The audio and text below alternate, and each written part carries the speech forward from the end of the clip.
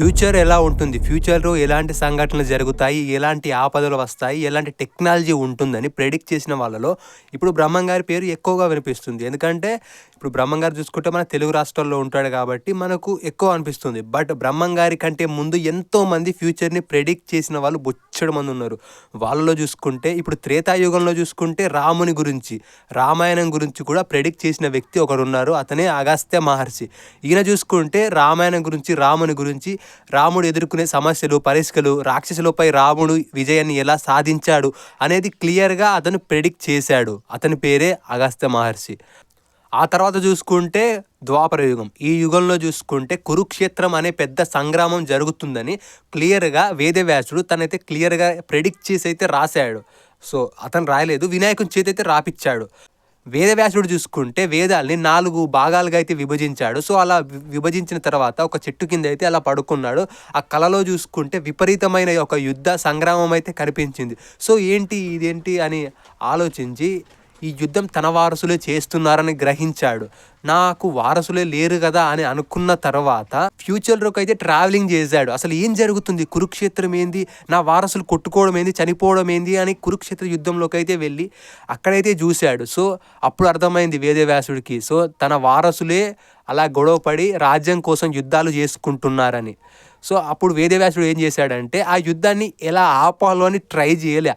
ఆ యుద్ధం గురించి, మహాభారతం గురించి ఒక బుక్లో రాద్దామని చూశాడు. అదే మహాభారతం. దీన్ని నేనైతే రాయలేను అంత ఫాస్ట్గా, నాకు గుర్తుండదేమో అని వినాయకుని చేత అయితే రాపిచ్చాడు. సో మహాభారతం అయితే వేదవ్యాసుడు టకాటకా చెప్పడం కావచ్చు, మన వినాయకుడు టకాటకా రాయడం ద్వారా మహాభారత కావ్యం అయితే కంప్లీట్ అయ్యింది. ఈ మహాభారతం కానీ కురుక్షేత్రం గురించి వేదవ్యాసుడే కాకుండా శ్రీకృష్ణుని కూడా క్లియర్గా తెలుసు. ఆ కురుక్షేత్రం యుద్ధం జరుగుతుంది, శ్రీకృష్ణుడు ధర్మం పైన అధర్మం గెలవకూడదు, నేటి తరాల వాళ్ళకు కూడా తెలియాలి. సో ధర్మమే ఎప్పటికైనా విజయం సాధిస్తుంది. సో నేటి తరాల వారు అర్థం చేసుకుంటారని అయితే సో ఆ కురుక్షేత్ర యుద్ధం కానీ మహాభారతం కానీ జరిగేటట్టు అయితే చేశాడు. ఇంకా చూసుకుంటే ఫ్యూచర్ గురించి చాలామంది అయితే ప్రెడిక్ట్ చేశారు. వాళ్ళలో ఫస్ట్ వన్ చూసుకుంటే నోస్ట్రాడామస్. ఈయన చూసుకుంటే మన ప్రధానమంత్రి మోదీ గారు అయితే 3 సార్లు దేశానికి ప్రధానమంత్రి అవుతాడని అయితే తను క్లియర్గా అయితే రాశాడు. మన ప్రధానమంత్రి చూసుకుంటే 3 సార్లు క్లియర్గా ప్రధానమంత్రి అయితే అయ్యేశాడు. తర్వాత అయితే కాకపోవచ్చు. సో చూడాలి మరి. ఇంకా ఈయన చేసిన ఫేమస్ ప్రెడిక్షన్లు చూసుకుంటే ఒక వ్యక్తి యుద్ధాన్ని మొదలుపెట్టి కోట్ల మంది చావుకు కారణమవుతాడు, అతనే హిట్లర్. ఈయన చూసుకుంటే ఎన్ని వేల కోట్ల మందికి చావుకు కారణమయ్యో మన అందరికీ తెలుసు కదా. ఇంకా రెండో ప్రపంచ యుద్ధం గురించి, ఇంకా రష్యా లీడర్ పుతిన్ గురించి కూడా ఈయన ప్రెడిక్షన్స్ అయితే చేశాడు నోస్ట్రాడామస్ అనే వ్యక్తి అయితే. రష్యా లీడర్ పుతిన్ చూసుకుంటే అనారోగ్యం పాలయ్యి అయితే హాస్పిటల్లోకి అయితే వెళ్తాడు. సో హాస్పిటల్లోకి వెళ్ళిన తర్వాత సో అతని అనారోగ్యం మరింత క్షీణిస్తుంది. సో అది అదునుగా చూసుకొని కొంతమంది అయితే అధికారాన్ని అయితే లాక్కుంటారు.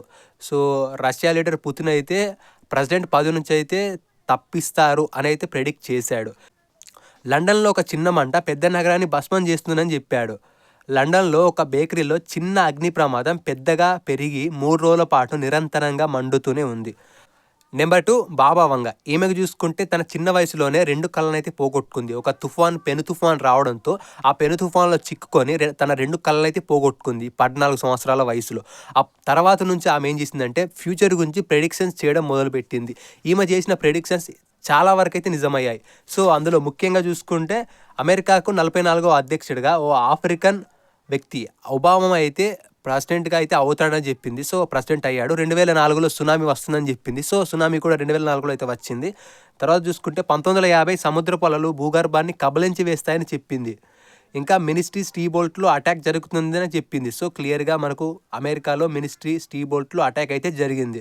ఇంకా కొన్ని ఫ్యూచర్లో ఎలాంటి సంఘటనలు జరుగుతాయో ప్రెడిక్ట్ అయితే చేసింది. సో వాటి గురించి చూసుకుంటే ధ్రువ ప్రాంతాల్లో మంచు కొండలు కరిగిపోతాయని, దానివల్ల సముద్ర గర్భంలో కొన్ని దేశాలు మునిగిపోతాయని చెప్పింది. వేడి ప్రాంతాలు చల్లగాను, చల్లడి ప్రాంతాలు వేడిగాను మారిపోతాయి. అగ్నిపర్వతాలు బుసలు కొడతాయని కూడా చెప్పింది. 2130 నాటికల్లా భూభాగంపై ఒక్క జీవి కూడా మిగలకుండా నశించిపోతుందని, అంతరిక్ష వాసుల సహకారంతో సముద్ర గర్భంలో మానవుడు జీవిస్తాడని వంగ ప్రెడిక్ట్ అయితే చేసింది. 3005 సంవత్సరం నాటికి అంగారక గ్రహంపై కూడా వెళ్ళి అక్కడ యుద్ధం చేస్తామని, 3797 సంవత్సరం నాటికి ఈ భూమి మొత్తం నశించిపోతుందని, అక్కడ ఏ మనుషులు కూడా ఉండరని అయితే ఆమె ప్రెడిక్ట్ చేసింది. సో ఎలాంటి జీవి కూడా బ్రతికైతే ఉండదు. తర్వాత చూసుకుంటే ఎవరైనా మనుషులు బ్రతికి ఉంటే వాళ్ళైతే వేరే సౌర కుటుంబం వెతికి వేరే గ్రహం పైకి అయితే వెళ్ళాల్సి ఉంటుంది అని అయితే ఈమె ప్రెడిక్ట్ చేసింది. నెంబర్ 3 బ్రహ్మం గారు. ఈయన చూసుకుంటే ఫ్యూచర్ గురించి ఎన్నో ప్రెడిక్షన్ చేశారు. అందులో చాలా వరకు నిజమయ్యాయి, ఇంకొన్ని జరగలేదు. సో అవి ఫ్యూచర్లో ఖచ్చితంగా జరుగుతాయి. సో మన బ్రహ్మం గారి గురించి చాలా విషయాలు అందరికీ తెలుసు. సో బ్రహ్మం గారి గురించి మీరు అంతగా విషయాలు తెలుసుకోవాలనుకుంటే నేను ఆల్రెడీ ఒక వీడియో చేశా. సో అది డిస్క్రిప్షన్లో ఉంది, ఒకసారి అది క్లిక్ చేసి చూసేయండి. తర్వాత చూసుకుంటే ద సింప్సన్ కార్టూన్ షో, ఇది కూడా ఫ్యూచర్ అయితే ప్రెడిక్ట్ చేసింది. ఇప్పుడు బ్రహ్మం గారు అయినా, నోస్టాడామస్ అయినా, బాబా వంగ అయినా వీళ్ళు చూసుకుంటే ఫ్యూచర్ని ప్రెడిక్ట్ చేసి తాళపత్ర గ్రంథాలు బుక్స్లో కానీ రాశారు. బట్ ద సింప్సన్ షో అనేది డైరెక్ట్గా విజువల్తోనే చూపెట్టింది మనకు.